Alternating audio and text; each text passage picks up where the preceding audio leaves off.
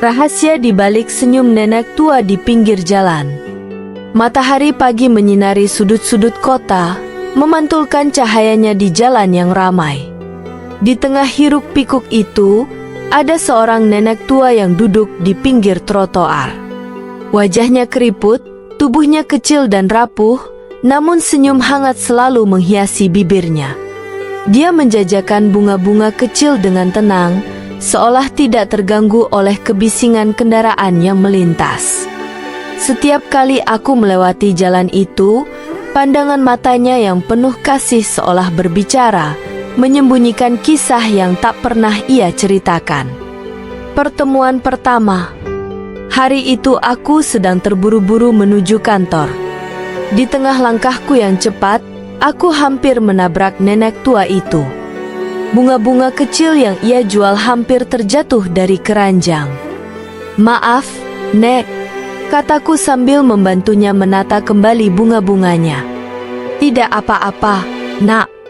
Hati-hati ya," jawabnya dengan senyum hangat yang anehnya membuat hatiku terasa tenang. Aku memperhatikan wajahnya sejenak. Ada sesuatu dalam senyumnya, campuran antara kebahagiaan dan kesedihan yang membuatku penasaran. Tapi aku tidak sempat bertanya lebih jauh, buru-buru aku pergi meninggalkannya. Penasaran yang membawa pertemuan kedua. Beberapa hari kemudian, aku melewati jalan yang sama. Nenek itu masih di tempat yang sama, menjajakan bunga-bunganya. Kali ini, aku memutuskan untuk berhenti. "Bunga ini berapa, Nek?" tanyaku sambil menunjuk setangkai mawar kecil. "5.000 saja, Nak," jawabnya lembut. Aku mengambil beberapa tangkai dan memberikan uang. Tapi alih-alih pergi, aku duduk di dekatnya. "Nenek setiap hari jualan di sini?" Ia mengangguk.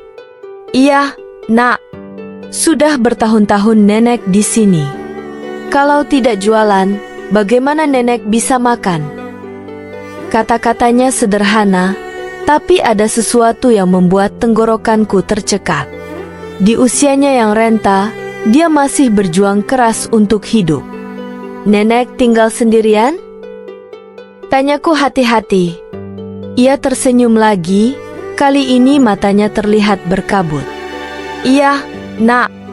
Anak-anak nenek sudah pergi ke tempat yang lebih tenang." Aku terdiam. Aku tidak berani bertanya lebih jauh, tapi rasa penasaran mulai menyelimuti pikiranku. Apa yang sebenarnya terjadi dalam hidup nenek ini? Rahasia yang terungkap perlahan. Hari-hari berikutnya, aku semakin sering berhenti dan berbicara dengan nenek itu. Aku mulai membawa makanan kecil untuknya, dan setiap kali, ia selalu menerima dengan senyum yang sama. Suatu hari, aku memberanikan diri bertanya, "Nek, bolehkah aku tahu lebih banyak tentang keluarga nenek?" Ia menghela napas panjang, lalu menatapku dengan mata yang penuh kenangan. Dulu, nenek punya 2 anak laki-laki. Mereka pintar dan baik hati. Tapi hidup memang tidak selalu mudah, Nak. Ketika mereka besar, mereka harus pergi jauh untuk bekerja. Awalnya mereka sering pulang, tapi lama-lama mereka tidak pernah kembali. Aku menatapnya, mencoba menahan air mata. "Apa mereka tidak pernah memberi kabar, Nek?" Ia menggeleng pelan. "Entah apa yang terjadi, Nak. Nenek hanya berdoa semoga mereka baik-baik saja di sana." "Lalu, bagaimana dengan suami nenek?" Wajahnya berubah sendu. "Kakekmu sudah lama meninggal. Sejak itu, nenek hidup sendiri. Tapi Tuhan itu baik, Nak. Meskipun sendiri, nenek masih diberi kekuatan untuk bertahan." Senyum di tengah kesedihan. Setiap kali mendengar ceritanya, aku merasa hatiku semakin berat. Aku mulai memahami bahwa senyum nenek itu bukan karena ia bahagia, melainkan karena ia memilih untuk kuat.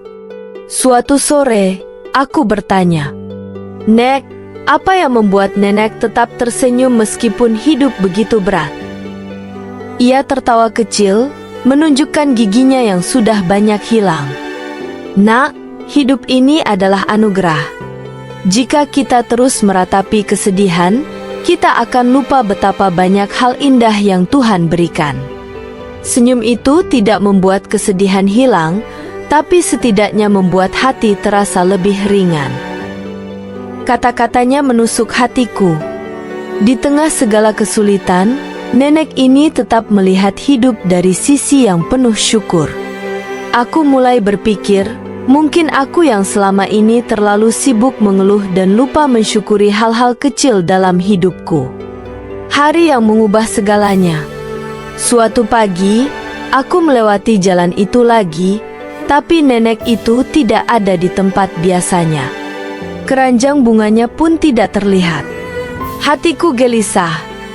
Aku mencoba bertanya kepada pedagang lain di sekitar tempat itu. "Nenek yang jual bunga? Dia sakit, Mas. Sekarang dirawat di rumahnya," kata seorang penjual nasi goreng.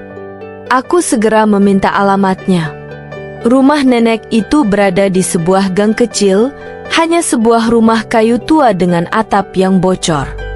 Aku masuk dan melihat nenek itu berbaring lemah di atas kasur tipis.